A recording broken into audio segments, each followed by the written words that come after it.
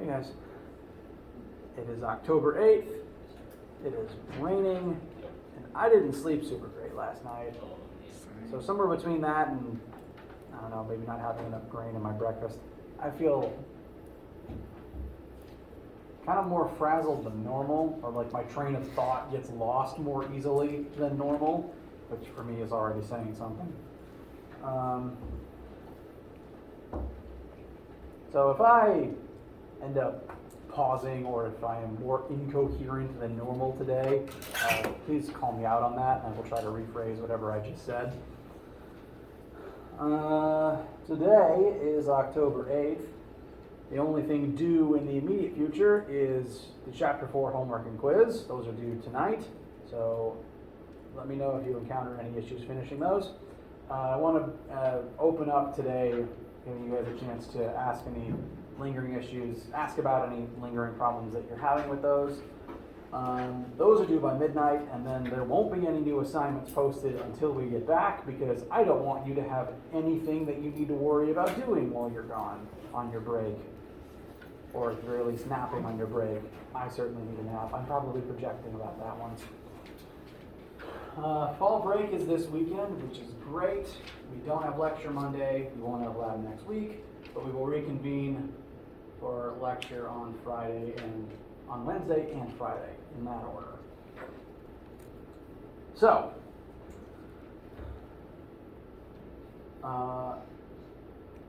how's the homework? Any specific issues, inquiries about that one? Is that a question, Twitch? Oh, 7? Okay, cool. Conveniently, I just talked about someone at 7, and here's the setup that I determined for that one. 7 is, again, we've been kind of working on a similar system of setting up these questions where 2 objects or 3 objects are tied together.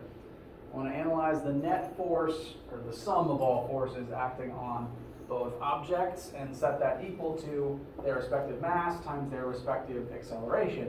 But in this situation, like those others, the same tension acts on both objects, and they're both accelerating at the same rate because they're physically tied together and they have to.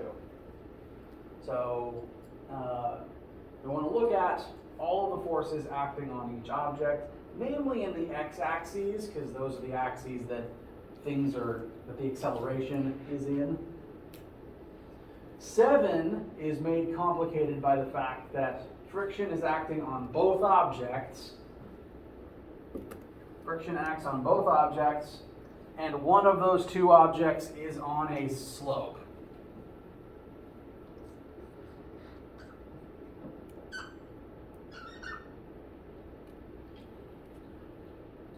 So let's look at each object and figure out what forces are present on it.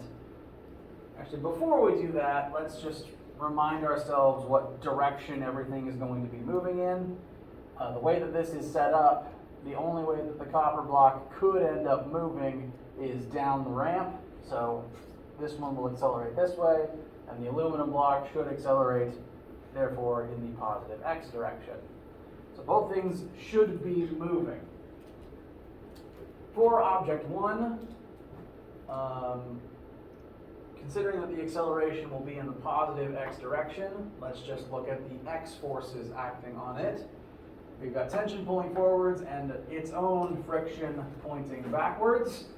This specific friction will need to be found using mass 1's, the normal force acting on mass 1, and using the coefficients of friction listed for aluminum. Quick side question, if we want to know the acceleration of these 2 blocks as they're moving, which form of friction should we look at? Kinetic, very good. So for both objects, you're going to want to use the respective mu k for their materials. We're not going to use mu s at all on this one. Back to object 1 as a whole, tension pulls forwards, friction will slow it down. Those need to be equal to its mass times the resulting acceleration. Object 2, it will also, okay wait, pause. Object 2 is on an incline, which again makes life kind of funny. But when looking at inclines, I think I've mentioned this to every class at least once by now.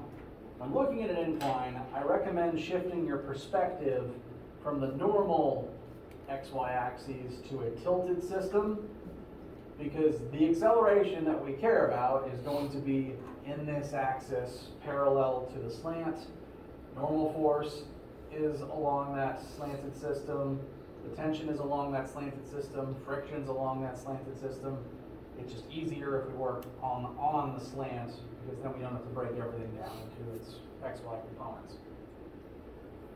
Within this new slanted x-axis, the block is going to accelerate down the ramp, which is forwards now in this way of thinking.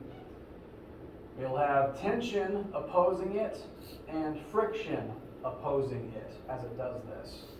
So two of the forces within our new slanted x-axis are tension and friction, which will both point up the ramp, which, if we assume that down the ramp forwards is positive x, then those will be technically negative because they oppose it.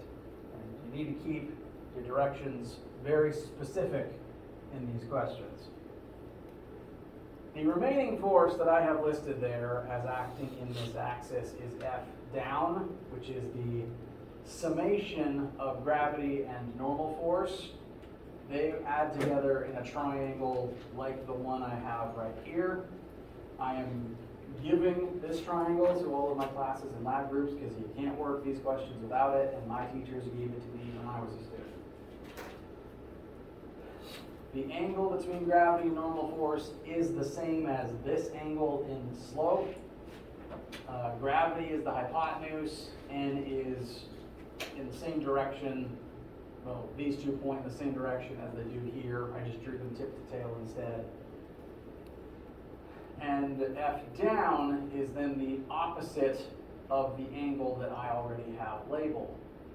F down is, you could call it anything you want. I call it F down because it points down the ramp. This is just the sum of gravity and normal force, which work together on an incline to push things down parallel to the ramp. Neither one on their own would ever push something down this way. They only do that when added together. So one will need to use this triangle to find what I have labeled as F down, because that summation is now within the axis that we are examining. And that's the force that will overpower tension and friction to result in an acceleration down the ramp. This one points forwards, as does the acceleration that they all add up to, so these two terms must remain positive. From this point, one does need to do our trick of two equations, two unknowns, because they both have the same unknown tension and the same unknown acceleration in them. But before that, you are going to have to identify the force of friction acting on each object and calculate F down on mass 2. Both of those will need to be done using this triangle, because the triangle tells you F down and the triangle tells you normal force, which you will need to find the friction on F2, on mass 2, pardon me. So can we, instead of saying Fn, can we say Fg of y, Fg of x? You could do that, yes. Then after doing that, whatever number you're gonna get for the Fxy, no wait, for the gravity one, for the y, it's gonna be the same thing as the normal force, because since it's going in the same direction. Correct. Yes, sir. So, yes, you are completely right. You could break Fg into components in our new system. The y component of g would point this way, and that would oppose the force of, the normal force. Meanwhile, the x component of g would be F down.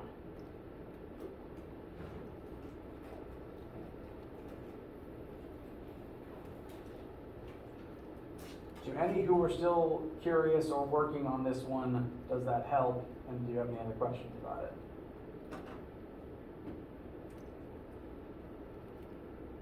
Alright.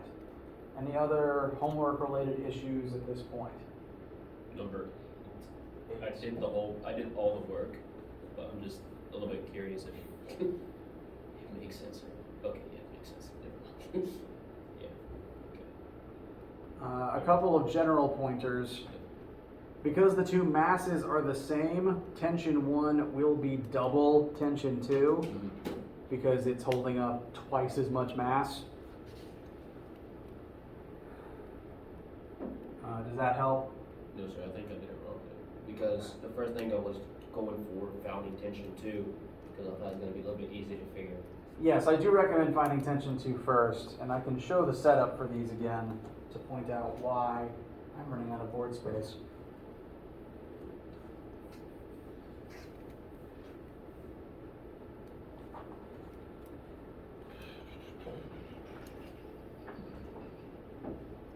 I'm just going to put it over here because everything else is still useful. There's still 2 objects. We still want to look at the net force on both of them. I'm going to list object 2 first. So some of the forces on object 2 on the y-axis are equal to tension 2 pulls up, its own weight pulls down, and that will equal its mass times the 1 acceleration of the whole system. The whole system is accelerating at the same rate as the elevator, and thankfully we know what that is this time, meaning the only unknown here is T2. Yes, sir. You do need to do this one first though, because if you look at all the forces acting on object 1, we have T1 pulling up, T2 pulling down, and then its own weight pulling down, which will add up to its weight times the acceleration. Weight as down, negative. So you need T2 first, technically.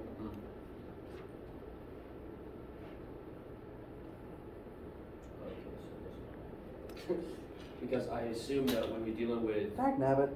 You're fine, continue. when we're dealing with the for like the relating to tension 1, the only thing we're going to be focused on is tension 1 and tension 2, not the weight of it as well. Because Yes. these are the two that hold it in place. Yes. Ignore part B first, make sure you get part A right. Yes, sir.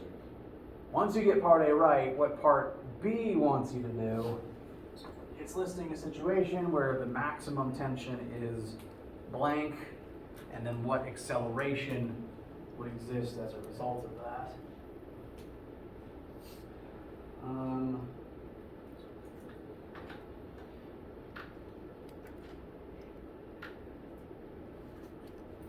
In that case, you would set T1 as that maximum tension. T2 would now technically be an unknown. I could make an assumption as to what it would be, but academically I would need to advise leaving that one unknown. And then A would also be unknown.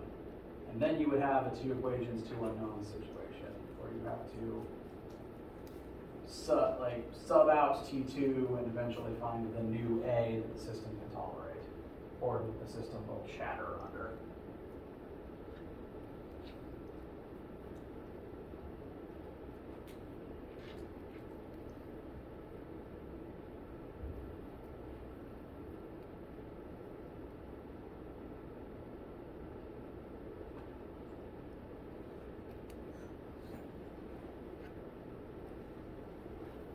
Any other homework related questions for right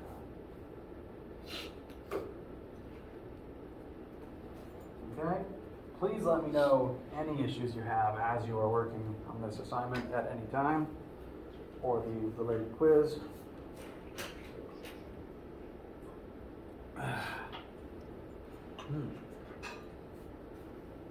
And now, we are going to begin a cursory dive into Chapter 5. Because it does immediately relate to what we're doing, and it will set up what we're doing next week. Yes, yes, next week. Why is PowerPoint not doing what I want? So, Chapter 4 has been about forces, all different types, and Chapter 5 is going to be about work, energy, and power. Now,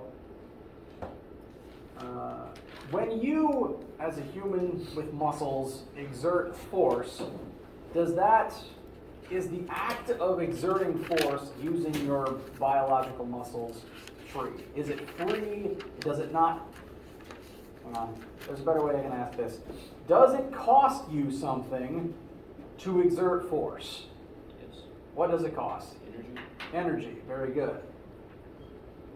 This is most apparent if you lift lots of heavy things over a long period of time. You will feel tired, you will need to eat something and take a nap, and then not use your arms for a while. So, anytime something exerts most times something exerts a force on something else, that costs some amount of energy. And the way that we calculate the amount of energy that costs is through the physics definition of work. Now, common English vernacular doesn't really reflect the physics definition of work. Said definition is the use and transfer of energy, alternatively described as the transformation of energy. When most people say work in the English language in day-to-day life, they are not referring to this concept at all. They're referring to just accomplishing tasks or going to their job. So vernacular kind of differs from the physics definition here.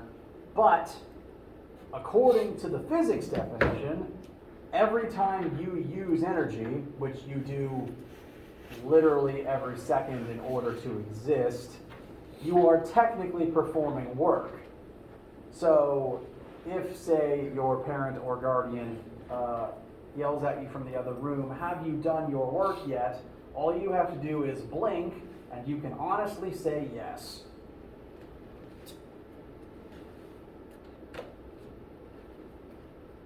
So anytime you use energy or change energy from one state into another, that is technically work, and work does involve force. It's not necessarily written in that definition, but it is written in the formula definition. To do work, you have to exert a force on something, and that something has to move some distance as a result of that force being exerted. Blinking is a pretty good example. There's some muscle somewhere in your face, I couldn't name which, that physically exerts a force on the mass of your eyelid, and it moves some distance, and then it moves that same distance to open back up.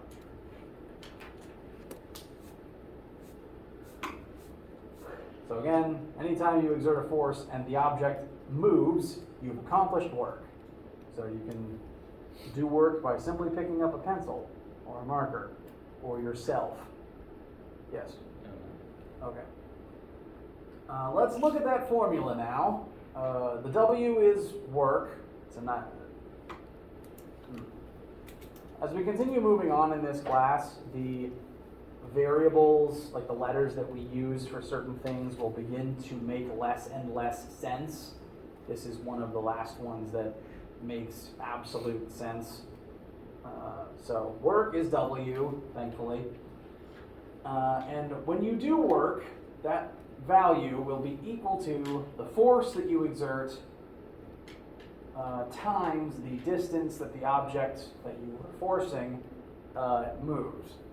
Now that P up there is actually a placeholder because I keep forgetting to swap in the correct symbol. That P is supposed to be a parallel sign. Because in order to do work, the force you exert has to be parallel to the displacement. As a sample, let's say that you are going to push a large box horizontally across a smooth, we'll assume frictionless floor.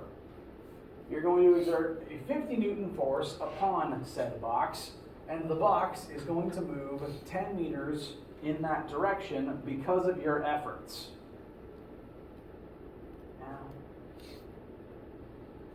At the same time, unrelated to what you're doing, the Earth is also going to pull down on that box with 100 newtons of force because of its weight.